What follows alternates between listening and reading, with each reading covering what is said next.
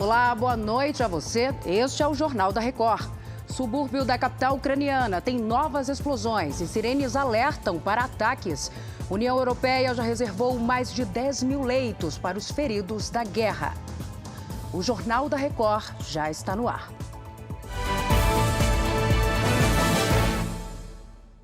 Oferecimento: Bradesco. Dinheiro na conta em 3 cliques pelo app.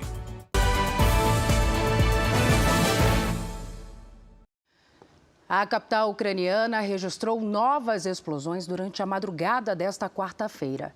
A guerra entrou no 21º dia. Os bombardeios começaram logo depois da imposição de um toque de recolher de 35 horas de duração. A população de Kiev terá que ficar em casa até amanhã de quinta-feira. Nos Estados Unidos, o Senado aprovou agora à noite uma resolução que classifica o presidente da Rússia, Vladimir Putin, como criminoso de guerra. O Departamento de Defesa dos Estados Unidos afirmou que o exército russo já disparou mais de 950 mísseis contra a Ucrânia. O órgão americano estima que os soldados russos estão a cerca de 20 quilômetros de Kiev. Desde o começo da invasão, a Rússia perdeu 10% das tropas. Os Estados Unidos vão destinar o equivalente a 68 bilhões de reais em ajuda à Ucrânia. A repórter Carolina Novaes é quem traz os detalhes para a gente. O presidente Joe Biden confirmou nesta terça-feira a aprovação do pacote emergencial de assistência humanitária, de defesa e econômica à Ucrânia. Os Estados Unidos também se comprometeram a enviar suprimentos, produtos de higiene, água potável e alimentos. Republicanos do Congresso encaminharam a Biden uma carta pedindo o envio de sistemas de defesa aérea e caças ao governo de Volodymyr Zelensky. O líder ucraniano vai discursar por videoconferência no Congresso americano nesta quarta-feira. De Orlando, na Flórida, Carolina Novaes. A União Europeia reservou mais de 10 mil leitos hospitalares para os ucranianos. Os 27 países do bloco vão receber pacientes que aguardam tratamento médico. Dezenas de crianças doentes já foram transferidas esta semana da Ucrânia para a Itália.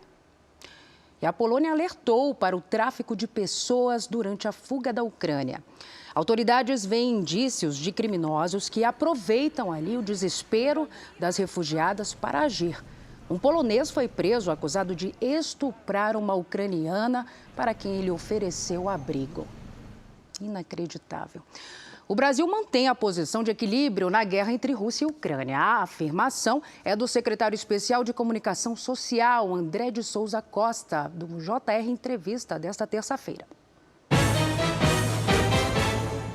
O posicionamento do Brasil é a neutralidade, que torce e age em favor da paz. A gente nunca deve tomar a decisão com base em pressão de agentes externos. A gente deve tomar uma decisão refletida, analisando com calma, com tranquilidade, todos os lados envolvidos. E a postura do Brasil, adotada pelo nosso país, foi muito nesse sentido. Então, eu acho que a decisão refletida, ela vale muito mais que uma decisão sob pressão. E, aliás, uma das vantagens da soberania é justamente isso. É você ter a possibilidade de fazer uma análise não passional, mas uma análise bem técnica, observando todos os cenários e sempre visando o bem do seu povo. E um casal norte-americano foi preso por tentar vender ao Brasil informações para construir submarinos nucleares. O Matheus Escavazini conta essa história melhor para a gente. Matheus, boa noite a você.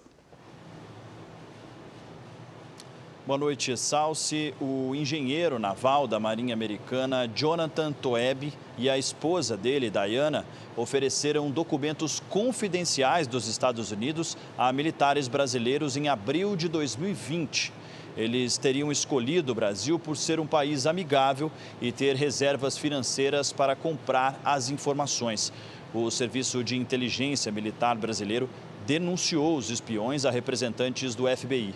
Em 2008, o Brasil retomou o projeto para desenvolver submarinos nucleares com investimentos de 36 bilhões de reais. A ideia é lançar um protótipo até 2029. Salsi. Obrigada, Matheus.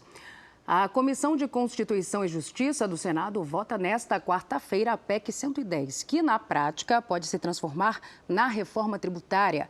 O diretor da Central Brasileira do Setor de Serviços diz que a proposta foi pouco discutida. Segundo Jorge Segetti, o texto pode aumentar a carga de impostos e gerar desemprego.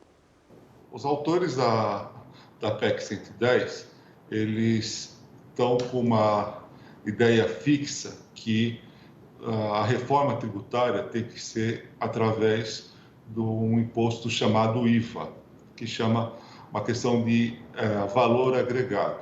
Só que eles esquecem que não está sendo contemplado a carga tributária sobre a folha de pagamento. Então, quando nós discutimos reforma tributária, olhando só a parte de consumo e não olhando a parte da folha de pagamento, cria um desequilíbrio enorme na economia das pequenas e médias empresas do setor de serviço. E é possível fazer mudanças, adaptações?